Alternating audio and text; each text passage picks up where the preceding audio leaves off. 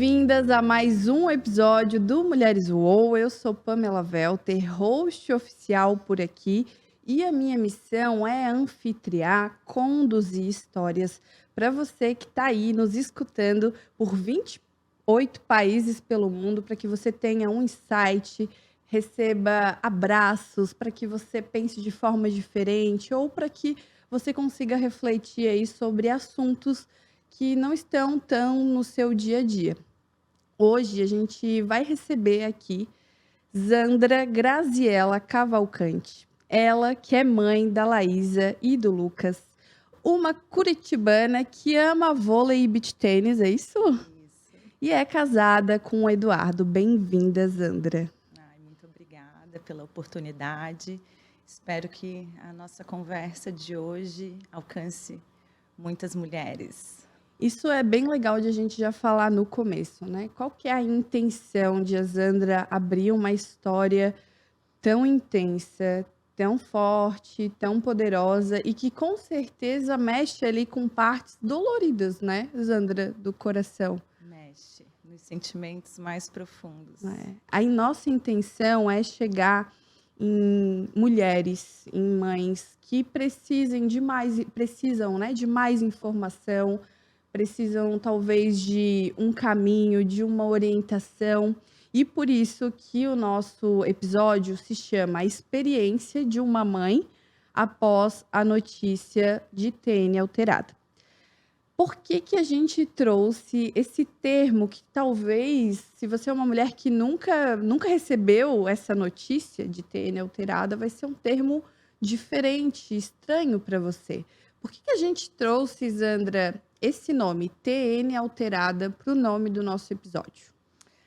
Então, a TN alterada é um exame que toda mãe é recomendada fazer da 11ª semana até a 14ª semana de gestação. Uhum. É um marcador, né, que é importante para verificar como é que vai ser o desenvolvimento do bebê durante a gestação. O que significa essa sigla? É translucência nucal. Uhum. Tá, então a Zandra recebeu a notícia de que ela iria ser mamãe. Isso aconteceu como? Quando? Aos 41 anos de idade, a menstruação não vinha. Zandra grávida. Como é que foi descobrir? Como que foi essa descoberta? Idade? Qual era o teu momento de vida? Vocês estavam planejando? Me conta. Então, foi uma gestação não planejada, aos 41 anos de idade. Até achei que eu estava entrando numa menopausa antecipada, quando fui ao médico e ele pediu um exame ultrassom transvaginal.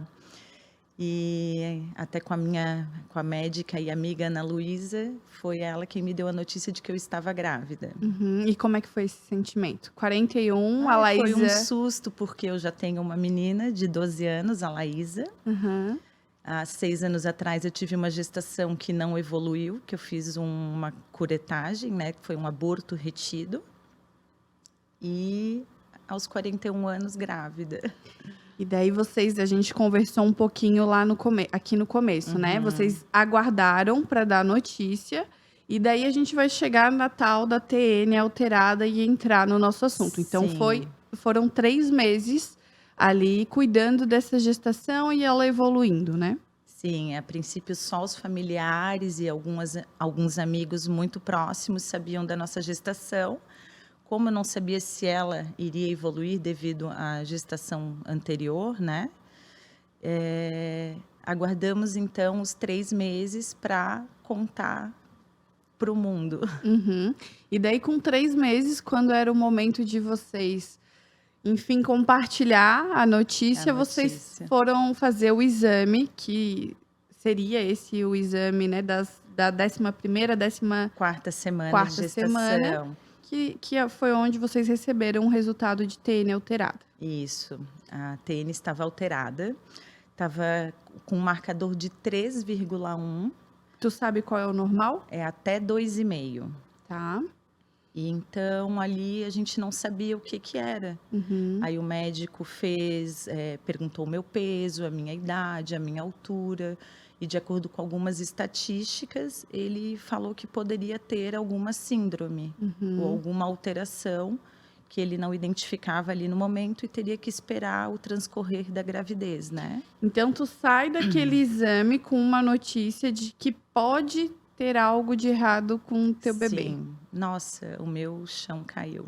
Uhum. Esse foi o Foi primeiro baque, foi o primeiro. que quando por isso inclusive a gente trouxe, né, esse nome TN alterada. Inclusive no final desse episódio a gente vai fazer uma ação específica, porque uma das coisas que a Sandra falou foi que quando ela foi, por exemplo, para o Instagram para procurar, ela não conseguiu achar nenhuma informação só digitando lá a TN alterada. Então a Sandra recebeu notícia, ia contar para os familiares e daí tudo pararam tudo, não contaram, como é que foi isso? Sim, retornei na minha obstetra, onde, eu pedi a ela, eu queria fazer um novo exame numa outra clínica, com outro médico, para fazer as comparações, enfim. Aí fui então fazer, e lá descobri outras alterações, além de somente a TN, né, que foram os marcadores que o médico passou. Então, poderia ser, com essa TN alterada, alguma trissomia, poderia ter uma cardiopatia, ou poderia ser simplesmente uma infecção, né. Então, o médico recomendou que fizéssemos a amniocentese, que é uma punção que se faz do líquido abdominal, da placenta, né.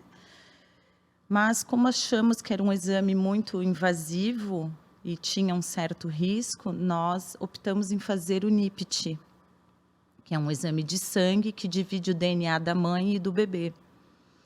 E foi onde deu que o Lucas, o meu filho, tinha 96% de chance para a síndrome de Down. Então essa era a síndrome mais importante até aquele momento Sim. da descoberta. E isso tu tinha quantos meses de gestação? Isso tudo foi aos 3 meses, né. Bem ali no início tu Foi já no correu início para. para fazer o Eu exame. imagino a ansiedade, né, tu quer saber logo o que que tá Sim, o acontecendo, né. exame de sangue levou uns 15 dias para sair o resultado. Eu estava super ansiosa, mas era Dia das Mães, na minha casa com os meus pais, meus sogros também, minha família reunida, e eu recebi o resultado do exame, que era um menininho e que tinha síndrome de Down. E naquele momento de receber essa notícia, qual que foi o sentimento? Foi um susto, porque ao mesmo tempo, mas também foi um alívio, porque eu não sabia o que que estava acontecendo, o que que aconteceria com meu filho e o que que ele seria no caso, né. Então, foi uma nova etapa. Agora o meu filho tem síndrome de Down, só que 96% do exame somado com as alterações da gestação não me restaram dúvidas. Então, a partir dali, entrei em vários grupos de WhatsApp, com mães do Brasil inteiro, com experiências, com filhos com síndrome de Down. Uhum. A aceitação em relação à síndrome de Down, como que ela aconteceu para o casal, para a família? A Laísa soube rapidamente? Vocês tiveram muito receio em contar? Então, a minha filha foi maravilhosa, ela é maravilhosa. Ela, assim que falamos com ela: "Filha, talvez o humano, tenha síndrome de Down". Na mesma hora, ela se virou para nós e falou: "E o que que tem?". Sabe, então, isso foi uma das coisas que mais marcaram e nos deram força durante a gestação. Uma criança de 12 anos passando esse ensinamento pra gente. Sim. Se a gente pensar que a nossa intenção aqui é dar informação também para essa mãe que acabou de receber a notícia e que ela vai viver aí, né, depois dos 3, talvez mais 6 meses, Sim, e passar por todos esses medos, essas incertezas, ela vai enfim, né, olhar para o futuro, ela vai questionar o quanto aquela criança vai depender ou não dela, o quanto a vida dela vai mudar ou não. O que que tu poderia falar para essa mãe? É, Tanto de informação, tanto de postura para essa num, nova vida. num primeiro momento, vem muitas coisas negativas, né? Porque você acha que vai ser uma gravidez normal, e então descobre que teu filho vai ter uma síndrome de Down, né? Então, eu não tenho parentes, eu não tenho amigos, não faz parte do meu convívio alguém com uma trissomia, né? Então, eu precisei sair da minha bolha, precisei estudar e ver as qualidades e que uma criança com trissomia ela pode ser tudo o que ela quer, né? Ela tem um tempo diferente dos demais, porém, assim como uma criança autista tem um tempo diferente e, enfim, eu sei que o amor e a inocência que existe numa criança com síndrome de Down, a primeira vez que eu vi o meu filho, desapareceu completamente essa sensação de que meu filho tem uma trissomia, meu filho tem síndrome de Down. Ele era uma criança totalmente normal. Aos olhos de uma mãe que, primeiro tinha uns bloqueios que eu acho que são naturais, porque o medo fala primeiro, né? Muito. E ele levanta vários muros, né? Várias incertezas. Então, eu acho que a primeira coisa que tu deixa muito preciosa aqui é que as mães estudem o lado positivo, né? Como é Sim, viver, o que que essa mãe pode fazer para que ela tenha uma vida boa também com esse filho, como ela sim, pode com terapia ou com todas as coisas que hoje a gente sabe, que hoje a gente conhece, que hoje tem disponível, que a gente pode ajudar no desenvolvimento dessa sim. criança, né? Hoje existem muitas ferramentas, né, que auxiliam na condução de uma criança com síndrome de Down. Tem fisioterapia, tem fonoaudiólogos, né? Então, existe toda uma assessoria que não existia há muitos anos atrás. Uhum. E que hoje fazem deles crianças e adultos Independentes. independentes Uhum. e aptos. Sim. Então, a Zandra que descobriu, primeiro a síndrome de Down. E daí ela procurou ver por uma ótica das qualidades, né? Como a gente vai ter uma vida incrível com esse bebezinho, mesmo com essa síndrome, ver as qualidades. Como que foi o decorrer dessa gestação, assim, né? A partir de então. E o que que tu pode deixar para essa mãe que está escutando? O que que tu faria diferente e o que que tu faria exatamente igual? Então, mãe, você precisa cuidar, aceitar e amar muito o seu filho que está crescendo dentro da sua barriga. Ter muita fé em Deus e aceitar ele da forma como ele vier. Porque eu passei muito tempo da minha gestação me culpando, com medo, e eu me arrependo disso tudo hoje. Porque ele já estava ali comigo, a cada bracinho ou perninha que ele mexia dentro da minha barriga, era um momento que ele estava conversando comigo, e às vezes, pelo medo, pela culpa, eu não aproveitei como eu deveria, né? Então, o que eu digo a essas mães com TN alterada, independente, né, do que aconteça, é para que curtam mesmo o seu bebê. A culpa vem por quê? A culpa vem por conta da idade, porque a gente não fez alguma coisa que deveria ter feito, Sim, eu porque achava que eu tinha comido algo que eu não poderia, um peixe cru, uma carne crua, uma fruta sem lavar, uma verdura sem lavar, que eu talvez tivesse causado algo para essas alterações. deixado de fazer ou enfim, né, qualquer Sim, outra coisa que passe na nossa cabeça. A gente tem essa questão de trazer pra gente, né, o que será que eu não fiz? E talvez, às vezes, até mesmo as pessoas vão olhar e com esse olhar de julgamento, né, sim, de como se fosse uma mulher que decide ter um filho um pouco mais tarde, que é como se fosse não, com certeza as síndromes são aumentadas, sim, mas existe a chance de não ter, ou existe como essa criança vir, né, sem nenhuma síndrome, enfim, e a mulher vai ficar se culpando nisso, né? O que que ela fez para causar isso ao filho dela. Há uma coisa, Pan, importante falar da TN alterada, que muitas mães têm a TN alterada, aumentada, e os bebês nascem perfeitamente sem síndromes Uhum. também. Ainda existe uma esperança. Sim, com No meio desse certeza. caminho ainda tem a Sim. questão de a confirmação do Down, eu já ouvi isso em algum lugar, é que é só no nascimento. Isso é fato ou não? Sim, algumas mães optam por não fazer rastreio durante a gestação, ou vão com alguns médicos que não são tão criteriosos na hora da análise dos ultrassons, como eu fui apenas com um médico fetal que é especialista, nessas alterações, e não identifica. Uhum, E só vai descobrir que o filho tem síndrome de Down no nascimento uhum, também. entendi. Então, falando de nascimento, né? Uma Sim. gestação inteira.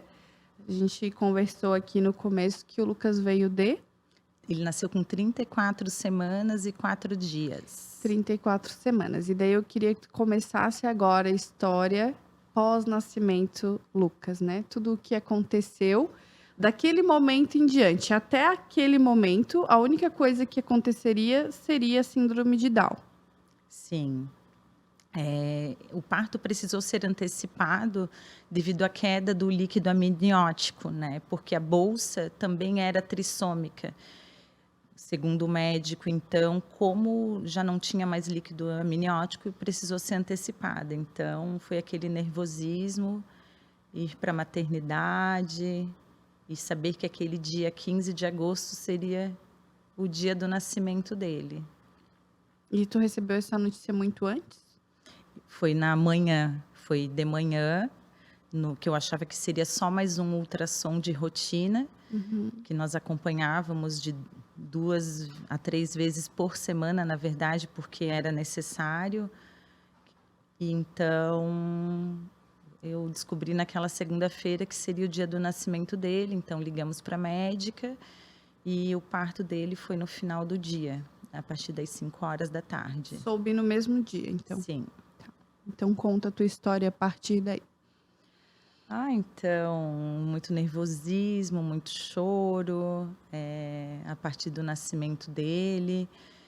Ele lá na maternidade,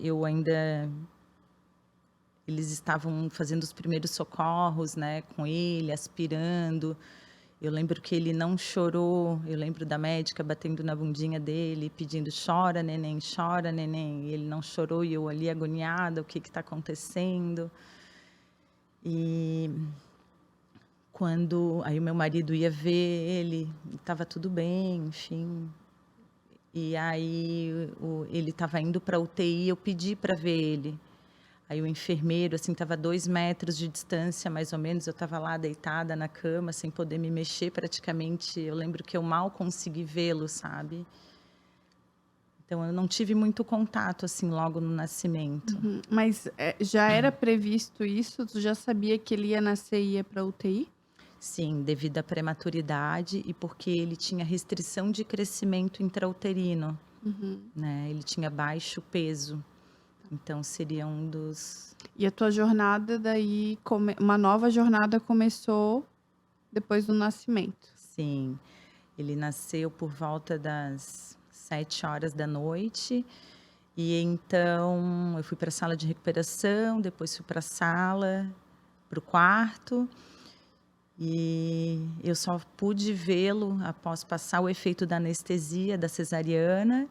Isso era 7 horas da manhã do outro dia. Uhum. Foi quando eu fui conhecer o meu filho maravilhoso. E daí, como foi isso? Nossa, eu fui de cadeira de rodas, em meio a dores, mas tudo era por ele, né? E lá eu descobri um amor tão grande, e eu tinha medo de tocar, eu tinha medo porque eu achava que eu podia passar alguma doença para ele, algum vírus, né? Enfim, Até foi uma das coisas que eu falei, Em relação ao quê que tu falou? né, que daí eu ia contar algumas coisas que eu participei lá da reunião com os médicos, recentemente, após tudo ter acontecido, né. Mas eu acho que tu tem que primeiro contar essa história, para as pessoas conseguirem entender, para depois tu falar dessa reunião, porque senão elas não vão conseguir entender. Então. Então contando a primeira vez que eu o conheci, o quão maravilhoso foi, e a partir dali, eu ia vê-lo algumas vezes na UTI, mas eu estava com muitas dores, então eu ficava muito no quarto, né, o meu marido que ia vê-lo bastante, eu recebia notícias do meu filho através do meu marido. Uhum.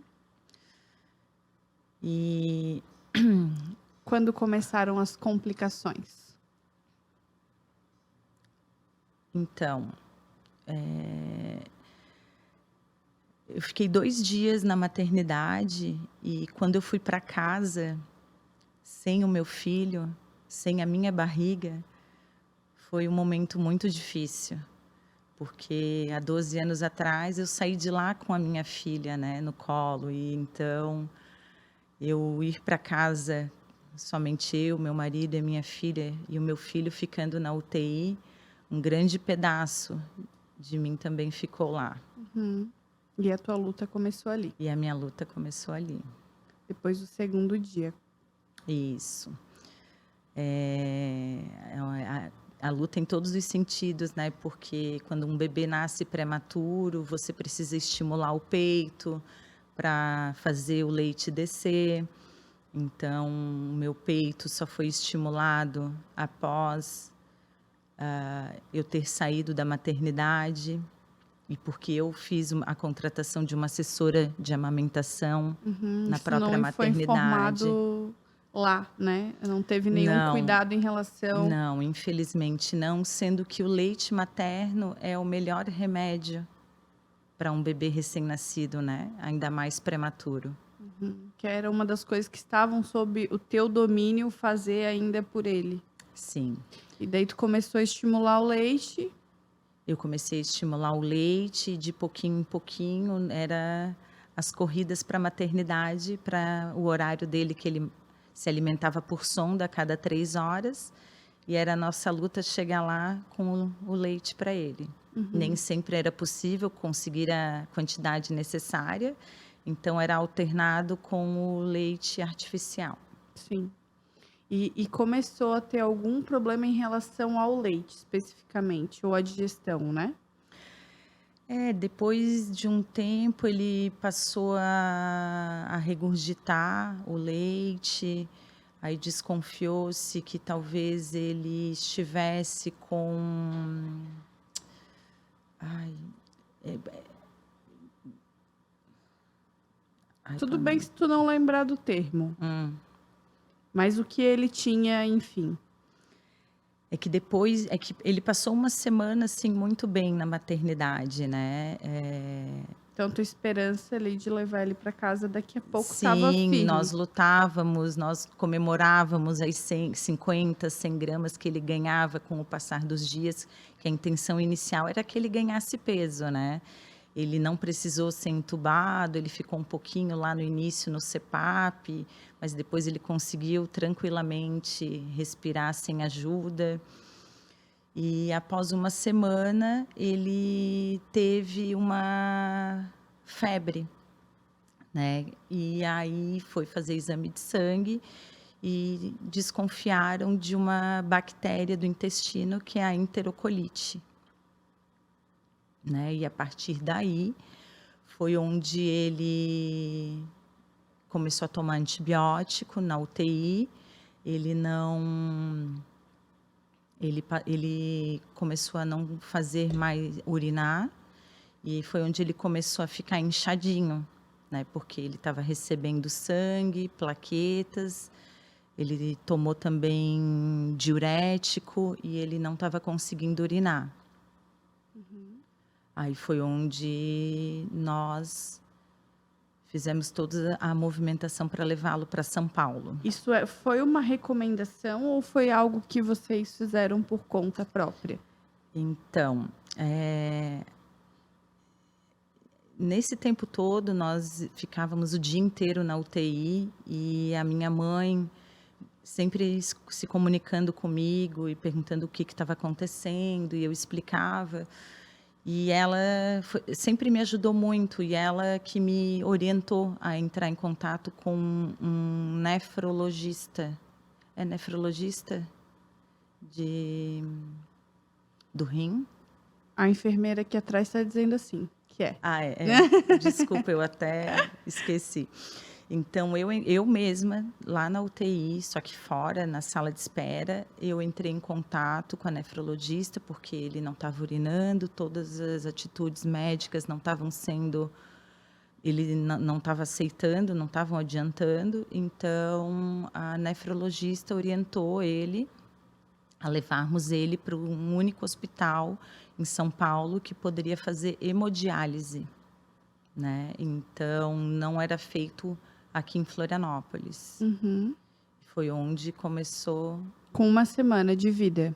Isso. Ele foi transferido. Não, na verdade, ficamos 15 dias com ele aqui em Florianópolis, e após a transferência que fomos para São Paulo, onde ele ficou lá 17 dias. Existiu, no teu ponto de vista, alguma negligência na saúde aqui em Florianópolis que poderia ter sido diferente? O acolhimento médico, desde o início da minha gestação, eu sinto que faltou. A médica que atendia a minha filha, que fez o parto da minha filha, foi a mesma médica que eu procurei para acompanhar a gestação.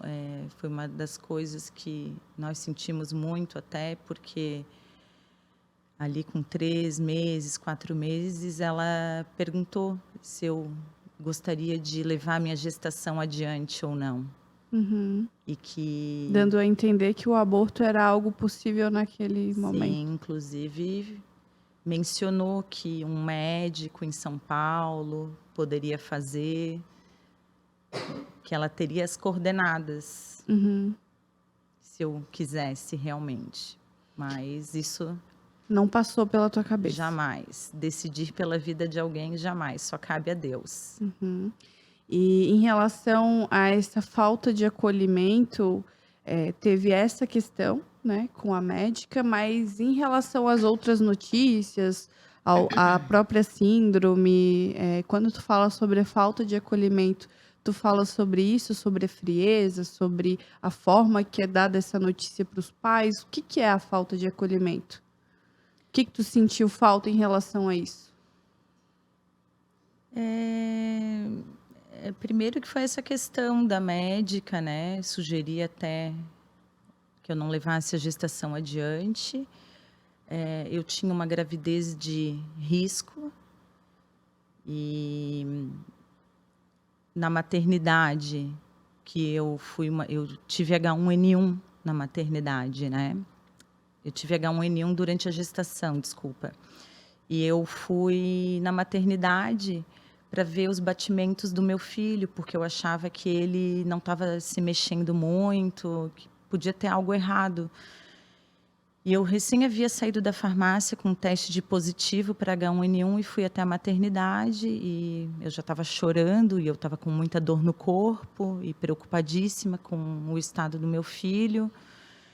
E então a emergência estava cheia, eu perguntei para a recepcionista se eu poderia retornar, como eu moro ali perto, se eu poderia retornar assim que o médico fosse me atender, porque eu estava com H1N1 e que eu não poderia ficar ali perto de outras mães e pessoas, né? Apesar de estar com máscara, era um risco.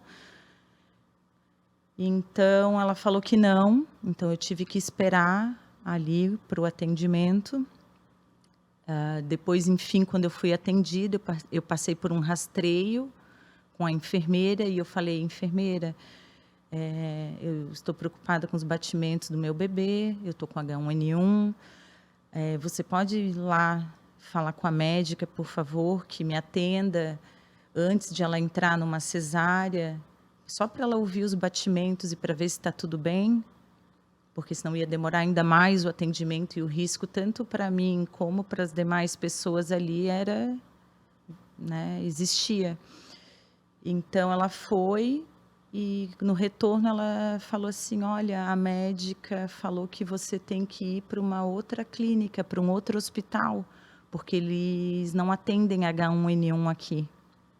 Então aquilo ali, eu na mesma hora falei assim que eu queria um atendimento, era para o meu bebê, para a minha barriga e não para o meu pulmão. Minha Uhum. preocupação naquele momento não era o meu pulmão. Eu Sim. queria saber se o coração do meu bebê estava batendo corretamente, né? Então aquilo ali foi desesperador, eu chorei muito, fui para casa sem atendimento médico. Uhum. As negligências que ocorreram no meio do caminho. Sim, Voltando lá, uma semana não, 15 dias após o parto, Lucas então nasceu, síndrome de Down, daí começou a não urinar e vocês decidiram transferir ele para São Paulo. E o que aconteceu a partir daí? então, durante toda a transferência dele, meu marido teve que interceder junto à maternidade, até em questões administrativas, entre a maternidade e o convênio. Então, o meu marido, eu posso dizer que ele ajudou muito nesse sentido e ele ajudou a maternidade nessa transferência, sendo que não era um trabalho para ele, né? Mas a gente conseguiu a transferência, assim, em 12 horas. Então, nós fomos para São Paulo, eu, meu marido, o meu filho Lucas, fomos direto para o hospital, lá em São Paulo, onde fomos muito bem atendidos e acolhidos. E ali, a partir dali, o que começou a acontecer com o Lucas? O Lucas, ele iniciou a hemodiálise para parar com o inchaço, né? Porque ele não estava conseguindo urinar. Mas o coração dele parou na primeira hemodiálise que foi feita. Então resolveram, mas aí ele voltou. Então decidiram parar a hemodiálise para que ele se restabelecesse e tivesse melhor para fazer no próximo dia novamente. Uhum. E a partir dali foi tentado mais 2 vezes a hemodiálise, mas ele não estava resistindo porque ele era muito pequeno, né? Então era uma quantidade de sangue muito grande que tinha que sair do corpo, ir para a máquina de hemodiálise e retornar para ele. Então não foi um tratamento eficaz para ele, né? Uhum. Aí na sequência foi tentado Nesse momento ele estava com enterocolite, que é uma bactéria Isso já tinha sido que acomete, confirmado. isso sim, que é do intestino, né? Uhum. E acabou acometendo o rim, e por isso a falta de urina, e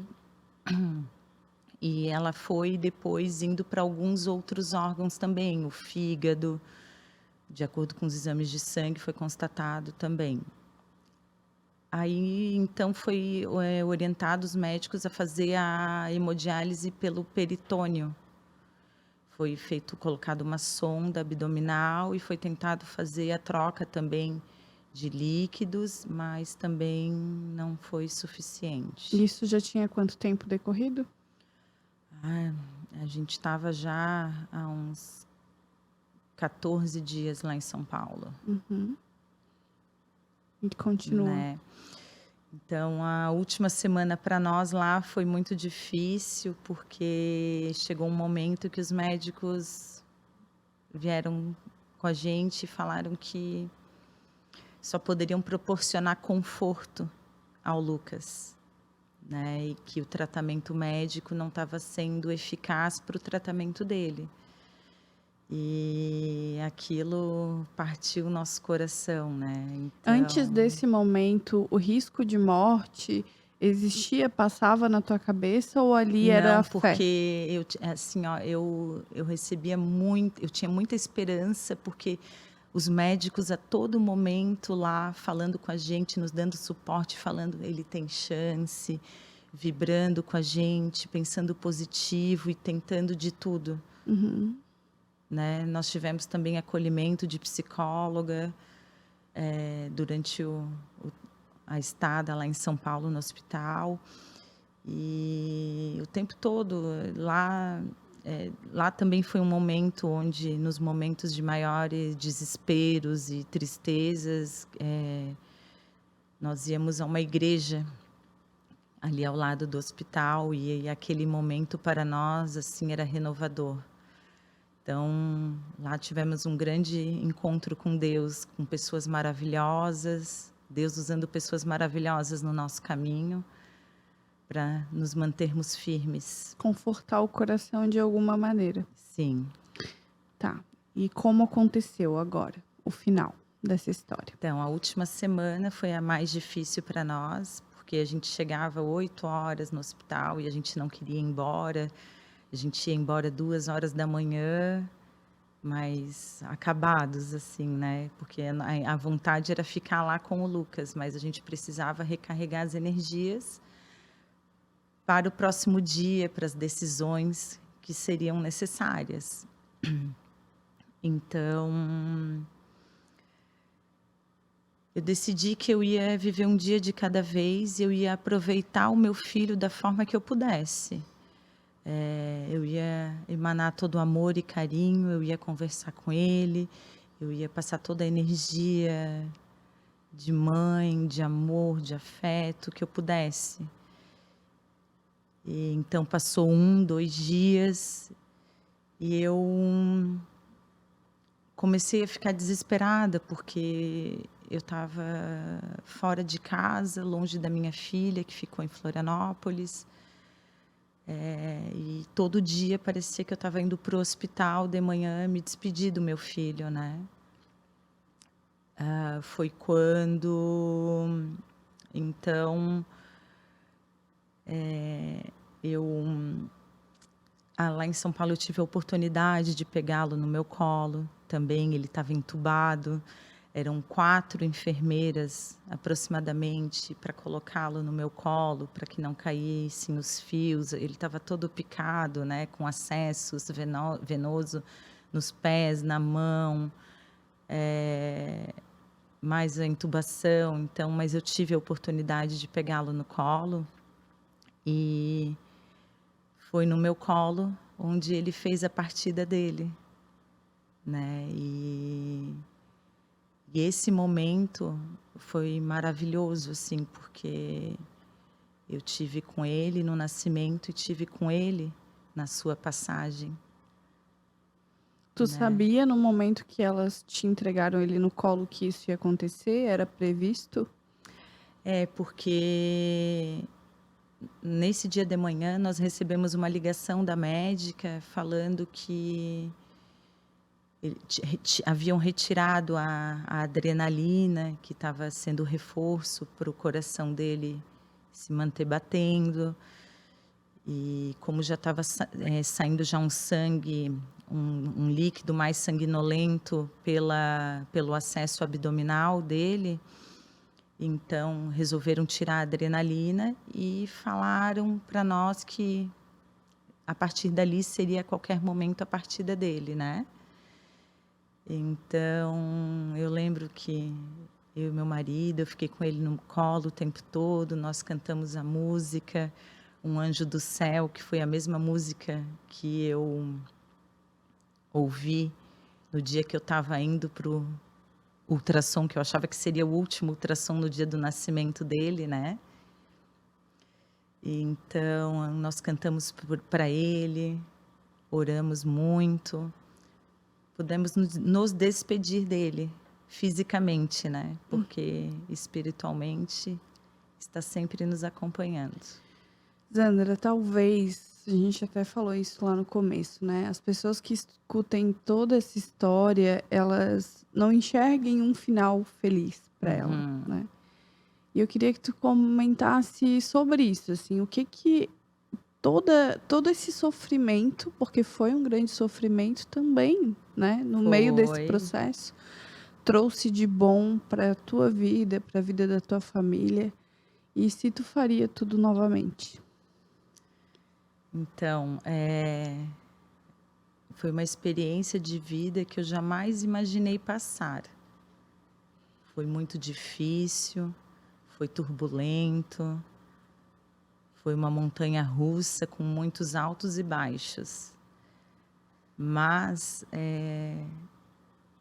eu escolheria passar por tudo novamente, sabendo que o final seria esse, né, que meu filho não estaria hoje aqui, eu passaria por tudo novamente, porque foi onde eu descobri Deus e o meu filho, em tão pouco tempo aqui comigo, me ensinou muita coisa.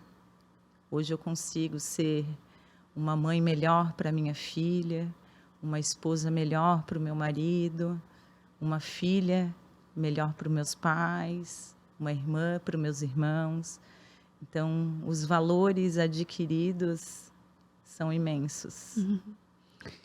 A gente conversou sobre essa força, né, sobre incentivar que essa mãe, ela se preocupe em amar o seu filho, Sim, né, totalmente, essa entrega que ela não ela é natural que ela vai se preocupar com muitas coisas, né, ela vai pensar no futuro, enfim, mas que nessa gestação, que em tudo que ela consiga transferir esse amor. Tu tem algum recado, assim, que tu quer dar para essa mulher que ela tá passando, talvez por esse momento que ela tá lá no início, que ela talvez não precisa nem pensar em todos esses aspectos, mas que ela recebeu essa notícia, o que que ela poderia fazer, como é que ela poderia se concentrar nela, no filho, na família e nas boas experiências que ela pode ter, apesar de tudo, né? então,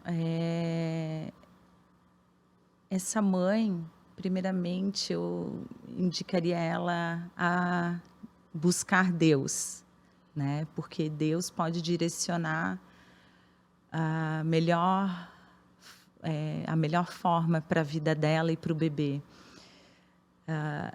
Apesar de difícil, as emoções, os sentimentos que vêm de medo, de culpa, são muito difíceis separar no momento da gestação, mas, acredite, eu falo para essa mãe que ela aproveite ao máximo o momento que o filho está com ela, que é o momento presente. Tu se sentiu abandonada por Deus em algum momento?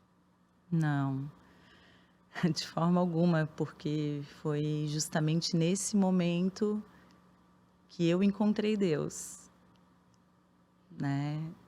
E foi nesse momento que me deu forças, foi nesse momento que Que tu conseguiu ver a beleza onde tinha muito sofrimento, né? verdade.